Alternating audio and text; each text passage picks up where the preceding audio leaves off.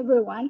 We are from Group 7. My name is Naila Balkis, and my friend is Khairumi Hana Sabrina and Hanan Farzani. Today, in this video, we will present the findings of our mini research in English linguistics. The focus on this research is public signages found in shopping malls, which function as tools of communication in public spaces.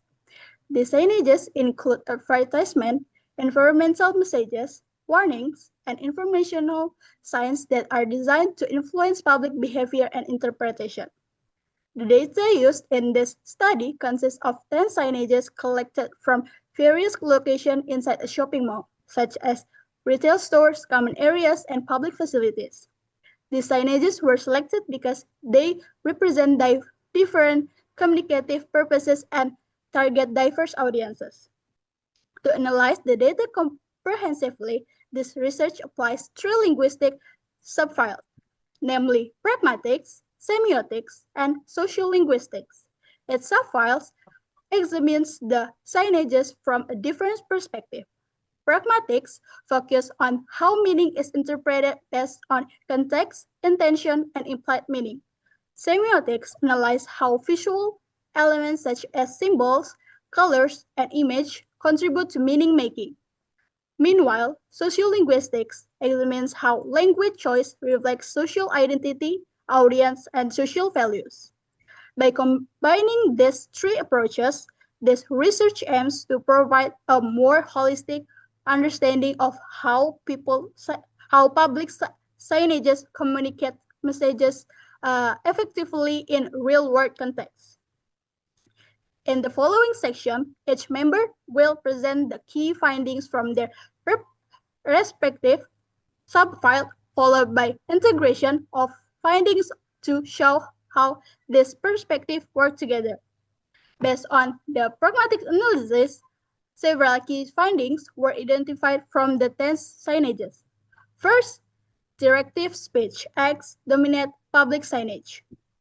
Most signages aim to guide or regulate public behavior, such as encouraging environmentally friendly actions, reminding people of rules, or shaping consumer choice. However, these directives are often delivered indirectly to avoid sounding too forceful. Second, indirectness and politeness strategies are widely used.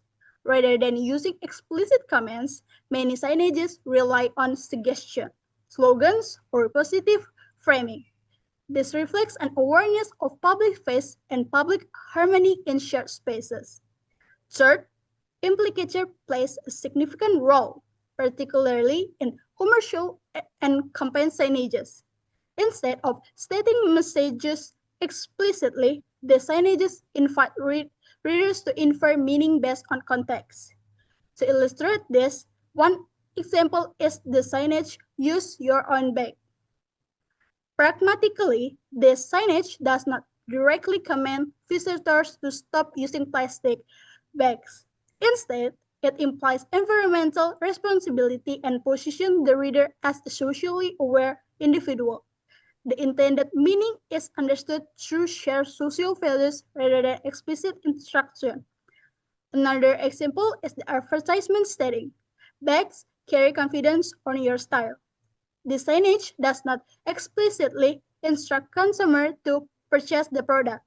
Instead, it uses implicature to associate the product with confidence and personal identity, allowing the audience to infer the persuasive message indirectly. This example demonstrates that public signages rely heavily on contextual interpretation and implied meaning to communicate effectively. When integrated with the sociolinguistics and semiotics finding, the pragmatic analysis shows that meaning in public signage is constructed through the interaction of language choice, visual elements, and implied intentions, enabling messages to be efficiently understood by diverse audience in public spaces. My name is Hana Farzani. For this project, my part focused on semiotics, which analyze how meaning is constructed through visual signs such as images, colors, symbols, and layout. The data I analyzed consists of public posters we found in Ion Mall, Tanjung Barat, including environmental campaigns, commercial advertisement, and public instructions. Based on the semiotic analysis, most posters rely more on visual signs than long text to communicate their message quickly in public spaces. For example, environmental posters like use your own bag and plastic waste use green colors, nature imagery, and reusable objects as symbols of sustainability and responsibility. These visual elements immediately signal environmental awareness without needing detailed explanations. In contrast, commercial posters such as Welcome to the World of Moms, Move Your Body, and skincare advertisements use human figures as icons. These figures represent ideal identities such as health individuals, caring mothers, or confident customers, creating emotional connection between the product and their audience. Meanwhile, posters like Don't Be an NPC in Life and Hey Homie use playful illustrations and casual language as symbolic signs to attract younger audiences and create a sense of relatability. The semiotics findings support the pragmatics and sociolinguistic analysis. Visually simple and familiar signs make it easier for directive and persuasive messages to be interpreted, while the choice of symbols reflects social identities and target audience. Therefore, meaning in public signage is constructed not only through language use but also through visual representation and shared cultural understanding. That's it for me. Thank you. And we move to the social linguistics based on analysis. And from a social linguistic perspective, we found three main social linguistic patterns. The first is English is used as a symbol of a modernity and a social status. In many advertisements, such as Move Your Body, Carry Confidence, and Hey Homie, English is not used just for communication, okay, but to associate the product with a middle class, global, and stylish identity. This shows that in Indonesian malls, English function as a form of a linguistic capital that adds prestige and value. Second is a language creates social groups and identities.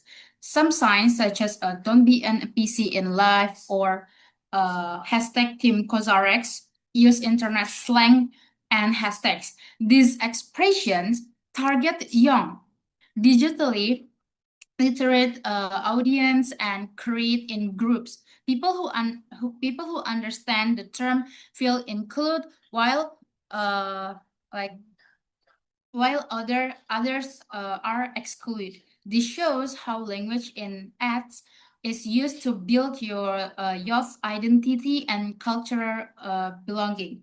The third is a bilingual and mixed language, reflects a global local identity. Signs like the weights sorting bins in the picture 10 or the motherhood advertisement in the picture 2 combine English and Indonesian mixed language, right? This shows how the mall wants to appear international and modern while still being accessibility to negotiate between global influence and a local culture. And these findings or the relevance are important because they show that mall signage is not just about communication but about social positioning. The choice between English and Indonesian influence how people understand themselves and other in the public space. Who is a modern, who is educated, and who is a global and who belongs. In an urban Indonesian context, where English carries prestige and global meaning, signage becomes a tool to reproduce social class and lifestyle distinctions. By using English, brands and institutions are not only selling product but also promoting certain identities, such as being a middle class, globally connected, or digitally literate. This means, okay, that public signage plays as a role in a shaping social inequality, cultural aspiration, and everyday identity, not only in what people buy, but also in how they see themselves in a society. Right. So, what the interrogation with pragmatics, semiotic, and social linguistic? Okay, so in the sociolinguistic findings connect closely with the both pragmatic, pragmatics and semiotics, while pragmatics explain how messages are delivered through directives, persuasion, and implied meanings. Sociolinguistic explain why those strategies are directed at a particular social group. For example, in the sign edge, use your own back. Pragmatic shows that it functions as a directive, while sociolinguistic explain why it is written in English to target, educate, middle class, and environmentally conscious consumer. Okay. At the same time, semiotics show how visual elements reinforce the same identity through the colors, image, sign, and layout. For instance, or also like a green colors in the sign edge or clean design in environmental signage support the global and responsible image created by the English text. Okay.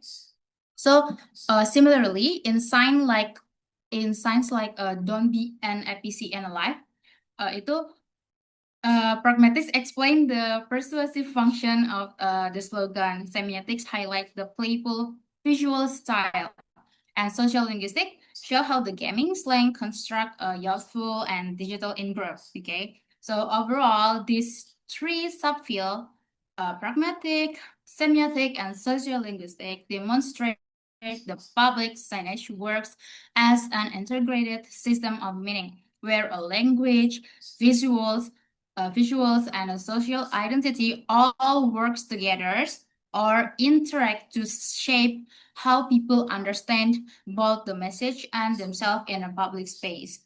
Okay, so that's all for me. It's there is our documentary and this the reference. And then to sum up, our research showed that public signage do more than give information. They shape how people think, how people act, and how people see themselves by combining pragmatics, social linguistics, and semiotics. We can better understand how meaning is created in public space, right? So thank you for watching, for guys, and we are from group 7. We hope this presentation help you understand how language work in everyday public life. Thank you so much, guys, for watching. Good day. Bye.